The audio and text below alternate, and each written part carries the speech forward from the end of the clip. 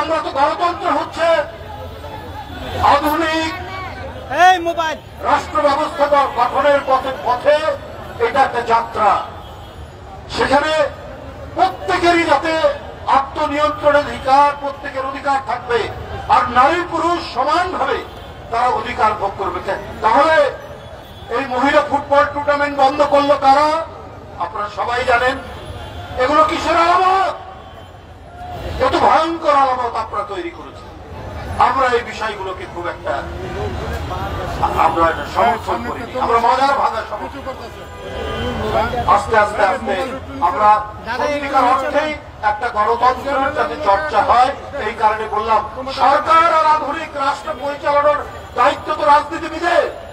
তাহলে সেই রাজনীতিবিদরা আজকে বঞ্চিত করলেও কেন আজকে নির্বাচন পিছানোর কথা বলা হয়? ওয়ালটন এখন দেশের সীমানা পেরিয়ে পৌঁছে গিয়েছে 50টিরও বেশি দেশে। ওয়ালটন, ঘরে ঘরে, বিশ্বজুড়ে।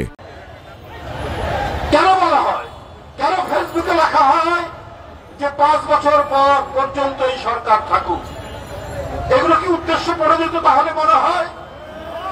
আমরা বলেছি ভাই যে 16-17 বছর এদেশের ভোটাররা ভোট দিতে পারেনি, এদেশের জনগণ ভোট কেন্দ্রে যেতে পারেনি, ভোট কেন্দ্র ছিল শূন্য। নিশ্চয়ই তাহলে কোন গভীর ষড়যন্ত্র চলছে। এইটা তো হতে পারে না কখনোই। আমরাও বলেছি সংস্কার চাই যৌক্তিক সময়, নির্বাচন দিন, একটা নির্দিষ্ট সময় বলে দিন, বেশি প্রলম্বিত করবেন না, এটাই আমরা বলেছি। এরপরে দেখলাম বন্ধুরা আমার, লন্ডনে ডক্টর মোহাম্মদ ইউনূস প্রধান উপদেষ্টা, বিএনপির ভারপ্রাপ্ত চেয়ারম্যান জনাব তারেক রহমানের বৈঠক হলো। বৈঠক থেকে একটা যুক্ত বিবৃতি আসলো, দেশের মানুষ স্বস্তির মধ্যে পড়ল। কিন্তু এই স্বস্তি আমার মনে হয় কেউ কেউ চাচ্ছেন না। তারপরেই সারা দেশে শুরু হলো সংঘাত, রক্তাক্ত পরিস্থিতি। কেন এটা তৈরি? কে এর জন্য দায়ী?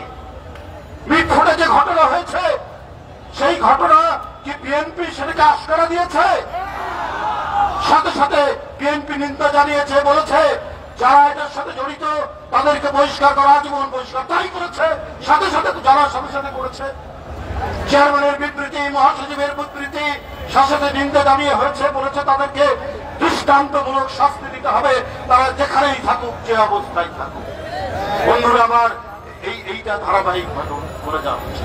এটা তো শেখ হাসিনার আমল নয় যে নারায়ণগঞ্জের মাফিয়া, ওই কক্সবাজারের গডফাদার আর অন্য নাটোরের গডফাদার, তাদের জন্য শেখ হাসিনা পার্লামেন্টে তাদের পক্ষে কথা বলতেন। আর তারেক রহমান প্রতিদিন দলের যদি নামে কেউ চাঁদাবাজি করেছে, কেউ যদি অন্যায় করেছে, তাহলে সাংগঠনিক শাস্তি ব্যবস্থা, কেউ বহিষ্কার হচ্ছেন, কেউ অব্যাহতি পাচ্ছেন, কারো পদ স্থগিত করা হচ্ছে, অথবা আমরা নিজেরাই পুলিশকে বলছি তাদের বিরুদ্ধে মামলা দিন, অথবা নিজেরাও আমরা মামলা দিচ্ছি। এই তো তারেক রহমান। আর তাকে কেন আজকে এই মিটফোর্ডের ঘটনায় তার জন্য তার বিরুদ্ধে স্লোগান দিচ্ছেন কুরুচিপূর্ণ? কেন দেশনেত্রী বেগম খালেদা জিয়া 6-7 বছর কি ভয়ঙ্কর নিপীড়নের মধ্যে একটি বদ্ধ ঘরে, অন্ধকারাচ্ছন্ন ঘরের মধ্যে, যেখানে নিঃশ্বাস নেওয়া যায় না, সেই ঘরের মধ্যে বন্দী করে রাখলো শেখ হাসিনা।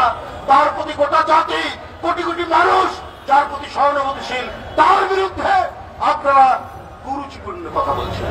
তারেক রহমান তাদের হাসিনার আন্দোলনের ফসল আপনার ছাদের উপর তুলে তাকে ফেলে দিল, তার কোমর ভেঙে গেল। নিপীড়িত নির্যাতনের এক প্রতীক হচ্ছে তারেক রহমান, তাকে যেভাবে করা হয়েছে। অথচ আপনারা মিছিল করলেন বিভিন্ন জায়গায়, আপনারা ফেসবুকে, সামাজিক গণমাধ্যমে বিভিন্ন কন্টেন্ট তৈরি করে আপনারা সেখানে আজে বাজে বিভিন্ন ধরনের কথাবার্তা বলছেন। তাহলে আমার একটি বক্তব্য আছে।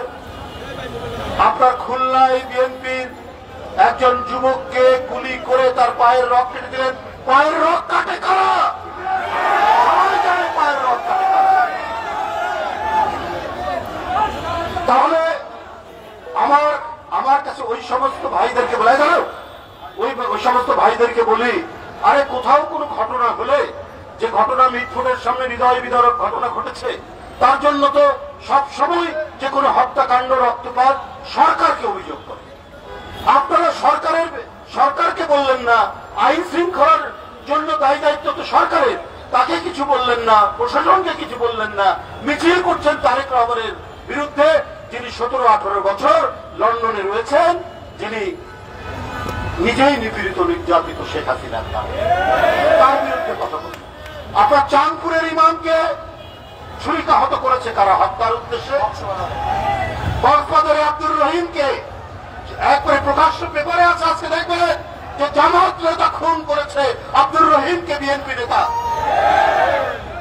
কই এর জন্য কোনো মিছিল নেই কেন? এর জন্য যোগাযোগ মাধ্যমে কোনো শব্দ নেই কেন? এর জন্য একটি কথা বলেন না কেন? যেখানে সরকারকে মানুষ অভিযোগ করে সেইখানে আপনার তারেক রহমানের বিরুদ্ধে আপনারা অভিযোগ করছেন। এটা চক্রান্ত, এটা ষড়যন্ত্র, এটা নির্বাচন পেছানো, অথবা আপনারা কোন কুচক্রীদের সাথে আপনারা সম্পর্ক রাখছেন। বন্ধুরা আমার, এই কারণেই আজকে আন্দোলনের শক্তি। এই কারণে সবাই চায় যে পতিত স্বৈরাচার, সেই পতিত স্বৈরাচারের বিরুদ্ধে গণতান্ত্রিক শক্তির ঐক্য চায়, কিন্তু আপনারা অত্যন্ত পরিকল্পিত ভাবে সেটাকে বিভাজন করছেন। বন্ধুরা আমার, আপনারা সবাই মনে রাখবেন, তারেক রহমান সংগ্রাম, সাহস আর আত্মবিশ্বাসের প্রতীক। তার বিরুদ্ধে অপপ্রচার চালিয়ে তার যে আজকে 6-7 বছরের যে নেতৃত্ব দিয়ে তিনি গণতন্ত্রের বিজয়